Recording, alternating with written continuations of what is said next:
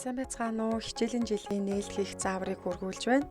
За сургалтын менежер маань эхлээд их нүүдэл систем рүүгээ өөрийн эрхээрээ нэвтэрч орсны дараагаар бүтэц тохиргоо зэсний хичээлийн жил зэс рүү орно.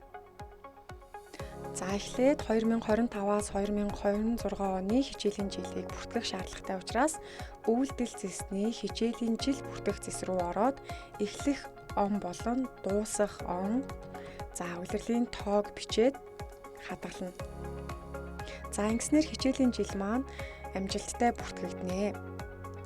За үүний дараагаар улиралд амралтын өдрүүдийг татна.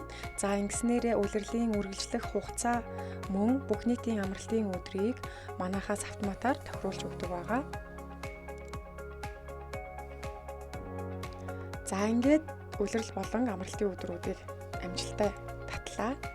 За ингээд бага суур бүрэн дунд гэсэн 3 хөтөлбөрийн түвшингөө тус бүрчлэн та уртлын жижиг сум дээр нь дараа задлж харахаар улирлын эхлэх одоо дуусах хугацаа, за мөн идэвхтэй улирал нь ийм ногоон өнгөтэй харагддаг байгаа.